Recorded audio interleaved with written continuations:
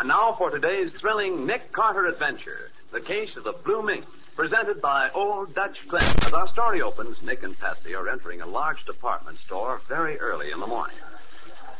Nick, I didn't know you were retained by the Fur Protective Association, too. You've probably forgotten, Patsy. It's been years since they've had occasion to call on me. Oh. This new series of fur thefts is really serious, they tell me. And you think this department store is the best place to catch up with them? I do.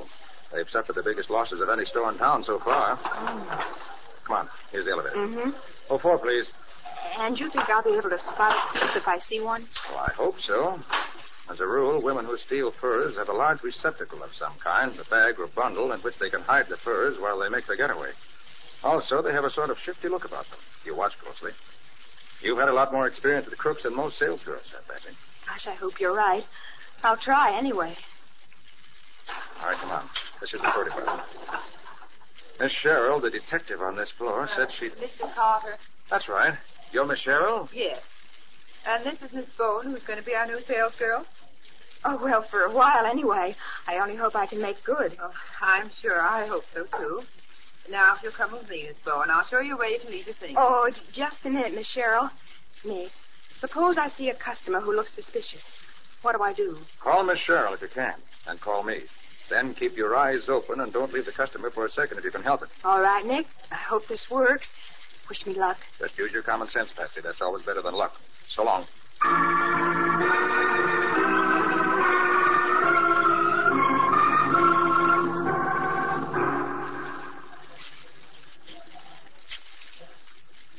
Nick Carter speaking. Nick, this is Patsy. Ah, Patsy, how do you like being a clerk in a department store now that you've had a full day of it? Nick, I think maybe I have one of those fur thieves here now. She's got a big bundle, just the way you said, and she's acting queer. Well, where are you calling from? I'm using the phone right here in the fur department. She can see me, but she can't hear what I'm saying. Anyone else there? No. The other girl who's usually here at this time had to leave early. Went home at 4:30, and I can't find Miss Sherrill anywhere. There's just this one customer here, and she's acting awful suspicious. All right, Patsy, here's what you do. Stall her along. Let her see everything in the place, but keep her there until I get there. Uh-huh. What does she look like? Well, she's a rather large woman, dressed in a brown suit and dark red hat with a yellowish sort of trimming on it. Has a big bundle done up in wrapping paper and small bundle in a handbag. Oh, she has a large lapel pin in the form of a horse's head. I ought to recognize her from that description. I'll be there in 5 minutes and have a look at her. Maybe I'll know her when I see her. Right, Nick. Goodbye. Are you going to finish waiting on me, miss? Oh, I'm sorry to keep you waiting. I was trying to get some other fur pieces brought over from my warehouse. They just got some new ones in, and they're beauties. Do you like anything you've seen so far? Well, this neck piece isn't bad, but I want something more expensive. Well, suppose you look around and see if you find anything that suits you better. I think I will. You don't need to wait. I'll let you know if I find anything. Oh, that's quite all right. I have nothing else to do. How nice. I'll tell you what I'd really like. When I was coming in the store this afternoon, I saw just the neck piece I wanted in the left-hand main window. Do you suppose you could get it for me? Oh, I'm sorry, madam, but I'm not supposed to leave the department. But that's exactly what I want. Oh, won't you please see if I can take a look at it? Well, as you can see, madam, there's no other girl here to watch the stock. I couldn't leave just now. But there are no other customers either. Couldn't you make an exception just this one? I'm sorry, madam. Isn't there something here that would suit you as well? You're a smart girl, aren't you? Too smart for your own good this time. How do you mean, madam? Just this. Oh.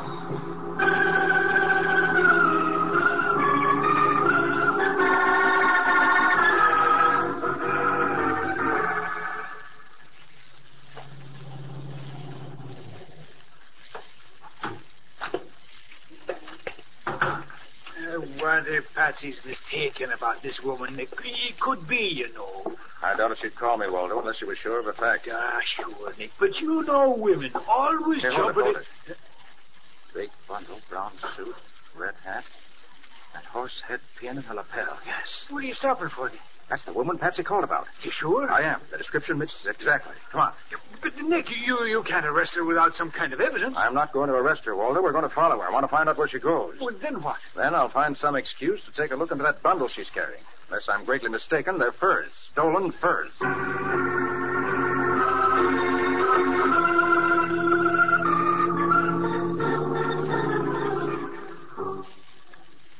When you look at that line at the ticket window, I never knew so many people went to the opera. Just 8:15. Half an hour before the performance starts. Well, why in the world? You had to get us down here so early. I can't see. Well, I had to be here to see if that woman walks through this lobby. Miss Bowen, suppose we're wrong about this. Oh, listen, Miss Cheryl, how can we be wrong? It was right after that woman left that we found that wad of gum folded up in this envelope, didn't we? Right where she was standing when she knocked me out. And it wasn't there before. Yes, that's true. But we don't We know. know it's a ticket broker's envelope and calls for 4 seats for tonight's performance here at the opera, don't we? Yes, And but if the tickets that were in this envelope belong to her, she'll be here tonight. And I'll recognize her. Oh, I wish Mr. Carter were here. Oh, so do I. But I've been calling him for the past 3 hours and no answer. What? Even Waldo's gone. So we've got to find out for ourselves who's sitting in R2, 4, 6, and 8. I guess you're right, Miss Bowen, but Oh, don't you worry. We'll work it out somehow. Oh, look at that gorgeous fur coat on that girl just going in. It's blue. It's blue mink. That's all blue mink. That was stolen from our store. Are you sure? Certainly I am. It's the only one in this city. There are only 3 of them in the world, and the other 2 are privately owned on the West Coast. Oh, that mousy little girl wearing it couldn't be a third thief. Well, she's got our coat on. That's all I know. We've got to get inside and get it back. You got your ticket? Yes, but how How about... about nothing? I'm going in. Tickets, please. The label on the Thank coat will prove it's ours. Oh, no, it won't. The first thing a thief does is to change the lining and the label. You've got to be sure before you accuse her. But I am sure. That's the... Oh, wait a minute. Look where she's sitting. In R4. One of the seats marked on the envelope. Proves she's a thief. But she's not the one who was in the store. We've got to wait here and see who sits in those other 3 seats. Then we can capture them all at once.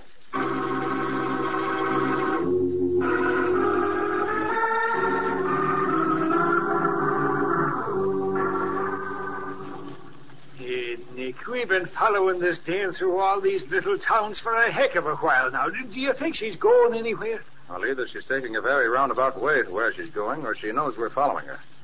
Well, I'm going to see where she goes if it takes all night.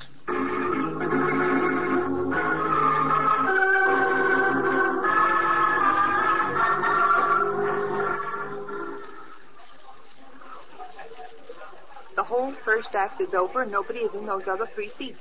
And I'm not going to wait any longer. I want that coat. Wait. She's going into the lobby. And she's leaving the coat in the seat. Let's go down and casually take it. Take it.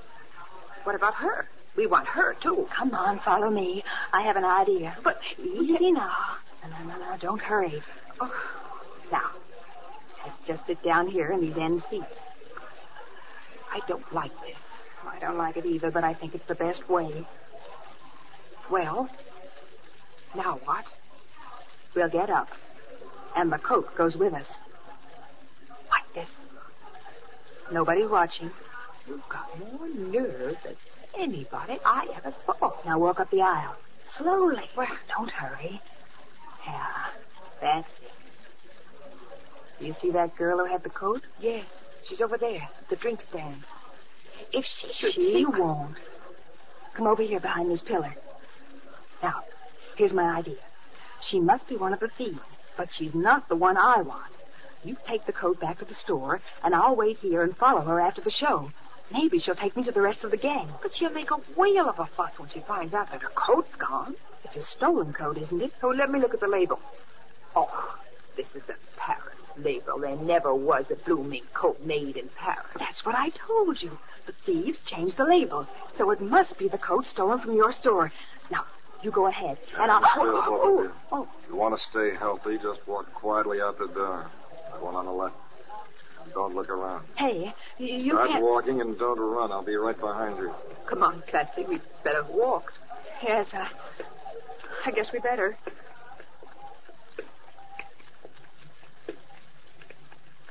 That's it. Now, you see that dark blue sedan up the street a little way? The tall girl gets in the front seat. The short one gets in back. And no argument. Where are you taking us? You'll find out by and by. When you do, you won't like it. Now get moving.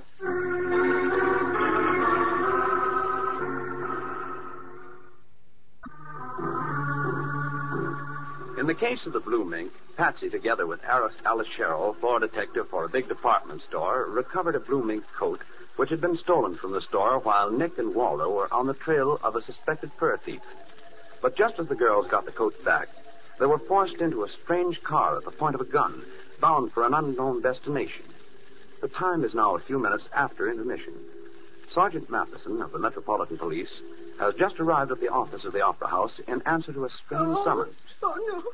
The coat, the beautiful blue fur coat, it is gone. It is gone. Look, Mr. Helbine, I can't make heads or tails out of this. What's this blue fur coat she keeps talking about? Well, I don't know, Sarge. Intermission after the first act's about over, when this girl sets up a holler, you can hear 3 blocks away. Yeah? Near as we can make out, she had a blue fur coat that disappeared. She's been practically in hysterics ever since. I thought maybe you could get the story out of her. Yeah, some job you wish on me. All right, you, what's your name? Gussie. Gussie Bombwood. All right, Gussie, what happened? I have a blue fur coat. I go outside to get a drink, and when I come back, it is gone. And she will kill me. I know she will. You mean the coat was stolen? No. I do not steal it. I borrowed it to go to the opera. No. I don't mean that. Did somebody steal it from you? Yes, they steal it. And now I cannot go home anymore. Did you see who took it? No, it is gone. That is all. Help, I tried to get up here before, but I couldn't get away from a fussy old dame out front. What is it? Not anything wrong? Well, I'll say there is. Just when intermission is about half over, I saw a man force 2 girls to walk out of the lobby and get into a blue sedan parked just down the block. And I could see he had a gun in his pocket. And I heard him say, when you find out where you're going, you won't like it. All right, wait a minute. You sure of this? Yes, sir. I'm the doorman here, you know. I was standing just outside. I heard it as plain as I can hear you what now. What kind of a man was he? He was, he was an ordinary man, like a businessman, only pretty hard-boiled he was. And one of the girls had a blue fur coat with her. A blue fur coat? Did you say blue fur coat? Yeah, that's what I said. Why?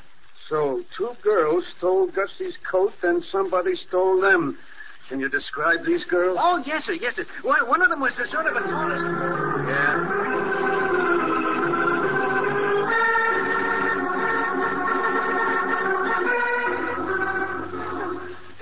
I want that description of the 2 girls sent out to all precincts at once. Yes, sir. Let me know as soon as anyone gets a lead on them. Yes, sir. I want my coat. Now, look here, Gussie. I brought you down here to headquarters so I could talk to you quiet-like without nobody butting in. Now, where'd you get that coat you had? Oh, please, mister, I do not steal it. I just... Oh, hello, Nick. Hey, what you got there? A bunch of furs, probably all stolen. Patsy called me from the department store where I'd planted her and told me a customer she had was acting funny. Yeah? So Waldo and I started down to have a look at this woman and met her coming out of the store. I recognized her from Patsy's description and followed her. She led us right to the old factory building where they remodeled the stolen furs. We found a workman there relining the coats and brought them both in. Nice going, Nick. You say you're on a stolen fur case yourself? Right, Nick. One with a twist to it. What's the twist? Well, it seems that Gussie wore this blue fur to the opera, and a couple of girls stole it from her. Then some fella the doorman says was hanging around before pulls the gun on the 2 dames and forces them into his car. Looked as if he was waiting for them. Any descriptions of the man? Sure. Girls? Yeah, the doorman at the opera saw the whole thing. One of the girls was about 45, short, kind of blonde-gray hair, blue eyes, wore a dark blue suit with Alice Sherrill. But you know her, Nick? But the description of the other girl fit Patsy? By George, I believe it would. You think it was, Nick? Heavens. Patsy and Miss Sherrill, a floor detective at the store, doing a little detecting on their own. Matty, they may be in trouble, real trouble. I remember now. Miss Sherrill told me a blue mink coat was stolen from the store a couple of weeks ago. Somehow they got on the trail of it. And someone got on their trail. Well, we've got to find out about this in a hurry. Gussie, whose coat was it? Do I got to tell you? She killed me, sure. You certainly do got to tell me, and quick. It was the lady I worked for. She always gets new fur coats all the time. So I just took this one to go to the opera with.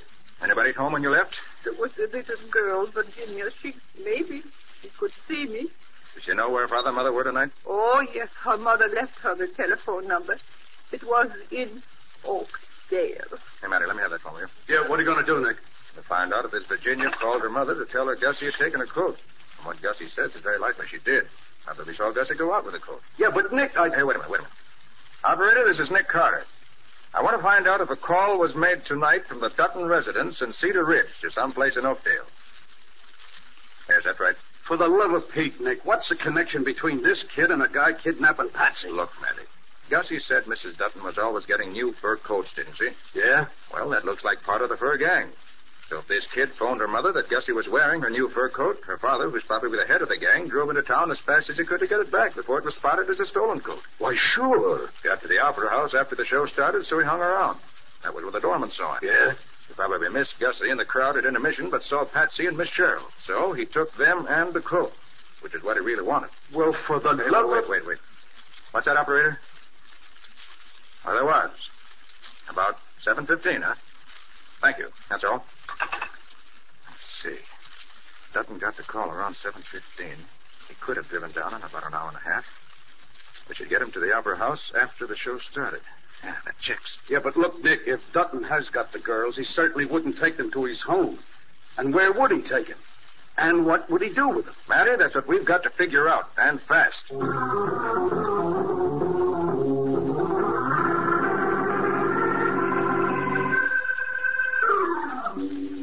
Oh, what a dirty old place this is. If it was going to lock us up somewhere, he might have picked a pleasanter place than this. If we only knew where we were, maybe we could figure out some scheme to let somebody know. If we could only... Oh, there he comes back. Oh, I hope it's not... You weren't alone in this, huh? How do you mean? Told somebody else about the coat, did you? Well, no. Oh, yes. Yes, we did. Right after we found it. And who'd you tell? Speak up. I called Nick Carter and gave him all the details. Yeah, I thought so.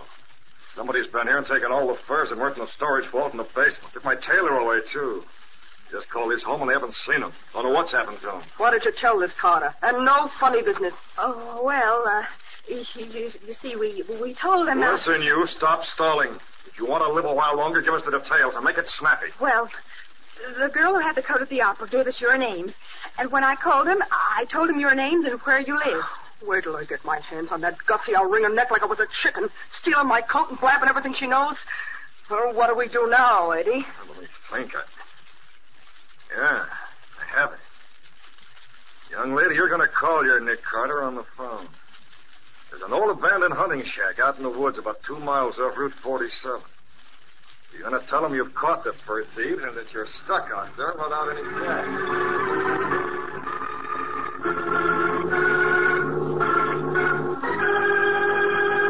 While Nick is conferring with Matty at headquarters, Waldo sits in Nick's office waiting for the next development in the case.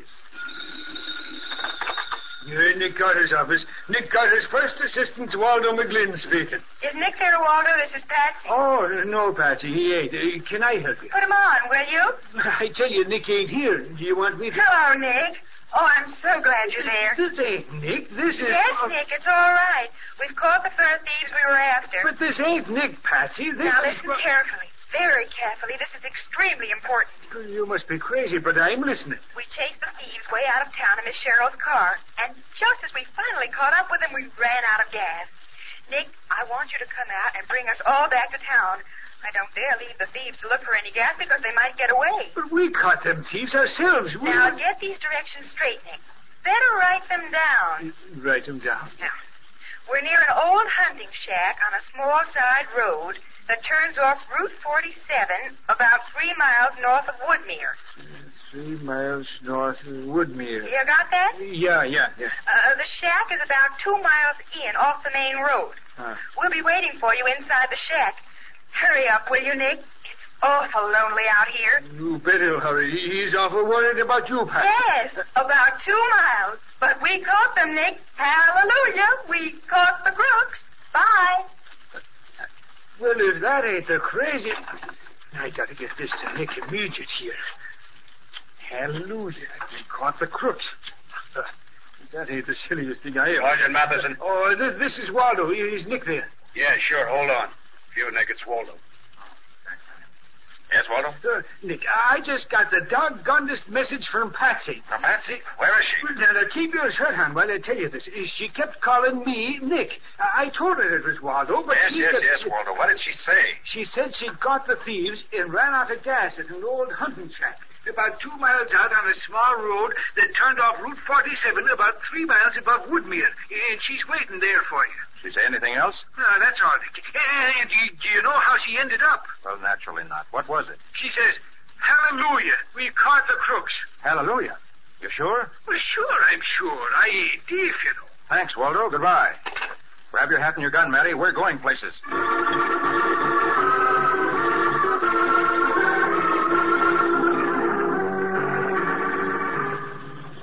You're sure the whole thing is a frame-up, Nick? Of course I am, Matty. I told you when Patsy wants me to know she's in trouble, she uses the word hallelujah somewhere in the conversation. We set that up years ago. Probably the guy who kidnapped her made her send the message, huh? Exactly. He thinks he set a trap for us and that we'll walk into it. Well, we'll string the trap on him instead.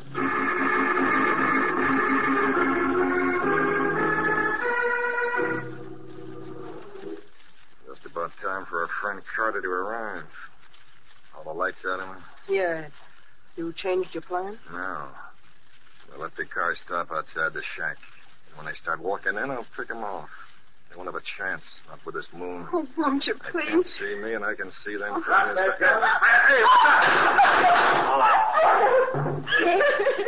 that you? Yes, Patsy. Are you all right? Oh, yes, Nick. He was going to kill us after he shot you. Hey, you shut up. Shut up, will you? How about the guy, Nick? Looks pretty bad, Matty. How do you live to pay the penalty, I'm happy to say.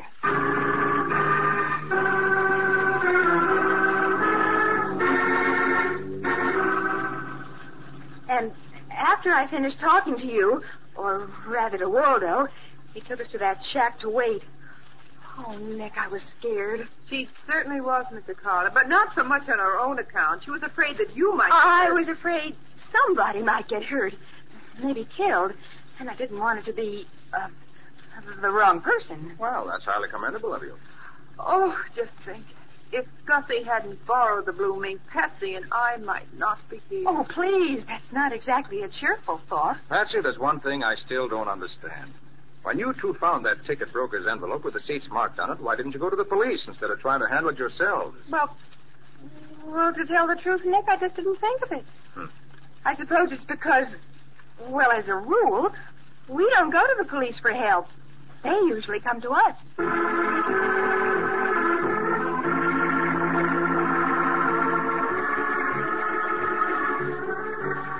Nick Carter, Master Detective, produced and directed by Jock McGregor, is a copyrighted feature by Street & Smith Publications, Incorporated.